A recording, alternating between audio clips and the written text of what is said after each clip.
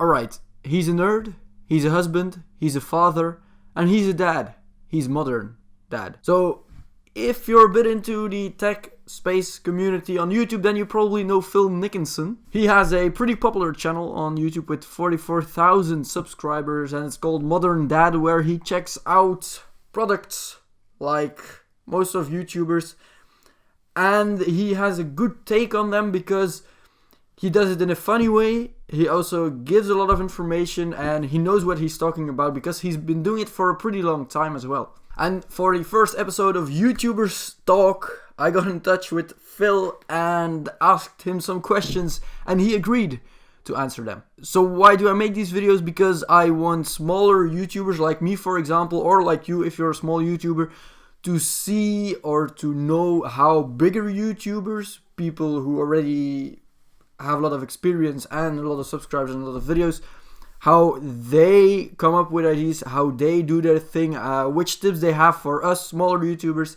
And that's why I interview them, or try to interview them. And Phil, he responded and he answered my questions. So pretty cool. Alright, so as Modern Dad would say, strap in, this is going to be fun. So my first question was for Phil: what are your 3 tips for smaller YouTubers to grow on YouTube? Hey Simon, thanks for asking me to do these questions for you. It's pretty cool. So 3 tips for smaller YouTubers starting their channel. I mean, the first thing I would do is just shoot a lot and be prepared to be really bad at it, because like anything else, you're gonna be bad at first. You're gonna get better over time, and there's only one way to do that, and that's to actually do it. And then get a whole lot of feedback. Ask your family, ask your friends, get honest opinions, and not just random people in the comment section. People you know, people you trust, people you would actually, have recommend things in real life. The second thing would be just be authentic. You do you. Don't try to be Marquez. Don't try to be Casey. Don't try to be, any of the million other people on YouTube, because you're not going to be good at it, right? You're only going to be good at being yourself and finding your own voice. And that goes back to number 1. It's not going to be easy. You're going to suck at first. That's just the way it is. This thing does not happen overnight. And 3, I think this is one anyone will tell you: you got to be consistent. You can't just put something up once and come back 6 months later and expect people to still be there, right? You got to do things consistently most of the time. And I'm not always great about it either, because I got a million other things going on. Start with something that you know you can do, right? 1 video a week, or maybe it's 1 every 2 weeks, whatever gets you going. But be consistent. Keep them coming, and ramp up as you feel you can, as you feel you need to. Stretch yourself a little bit. Under promise, over deliver. You know that one.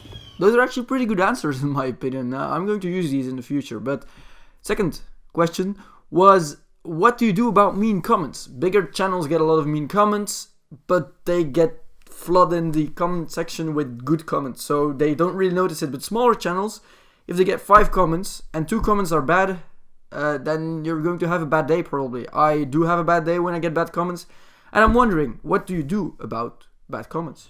What do I do about the haters, comment trolls, whatever? Look, I've been publishing since I was 19 years old, way back in a newspaper, and the past 5, 6, 7 years, my face has been actually on things, and that's a whole nother thing.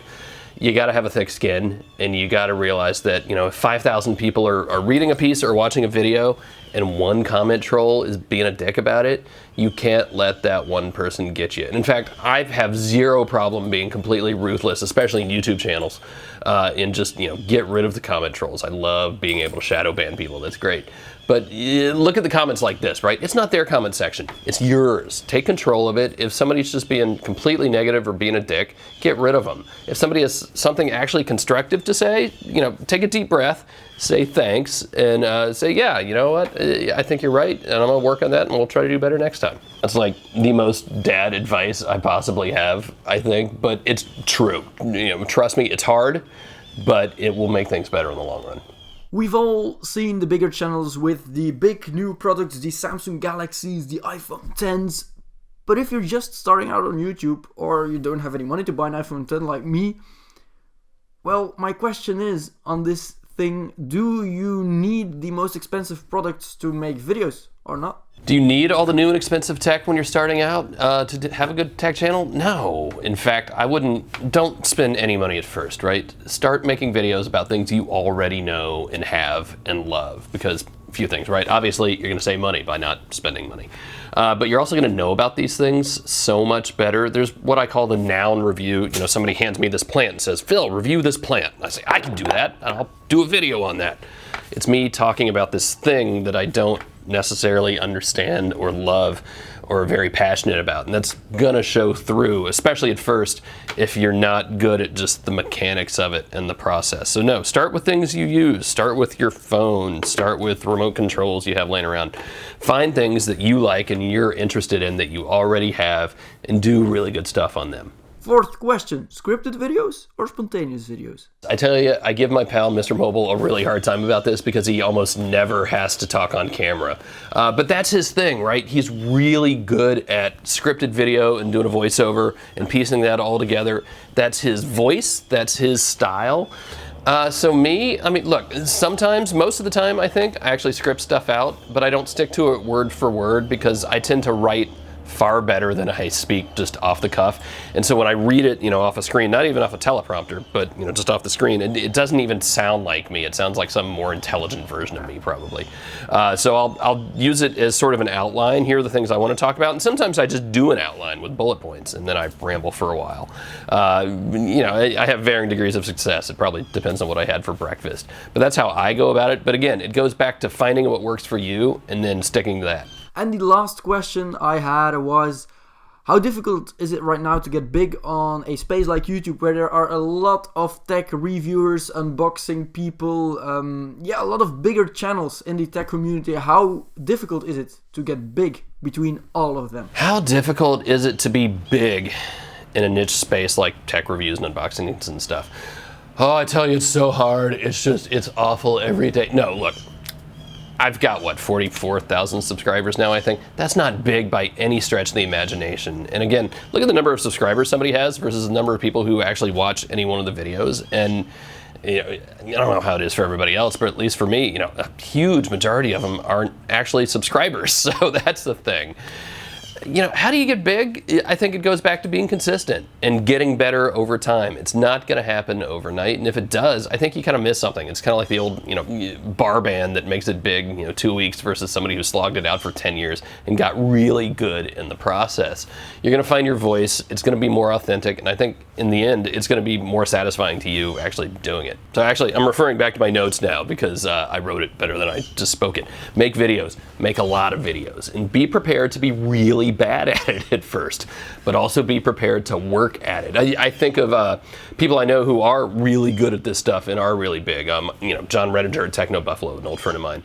John is really good at making videos, but something else he and everybody else I know who's gotten really big is really good at is the hustle. Making videos is just one part of it.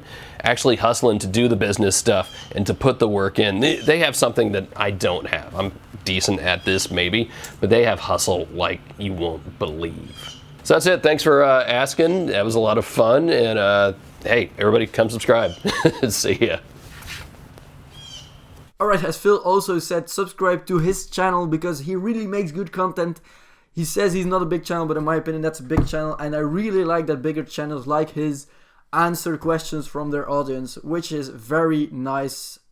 For example, this video as well, he took time to film this video and took time to answer my questions, which is epic in my opinion. I'm pretty sure that Phil will keep growing his channel, ModernDad will grow very big, and I hope mine will grow a little too in the future with making these videos or making other videos, of course. And as he said, stay consistent, keep making videos, and you'll grow your channel anyways. And who knows, Phil maybe we'll meet in the United States or the UK when there's a tech event or something. I don't know, in the future. If you're there, I'll need your autograph. Alright, I hope you enjoyed this video. If you did, and if you want to see more of these videos, leave a like down below and subscribe for more content because more are coming soon, I hope. And yeah, I'll hope I'll see you in our next video. See ya.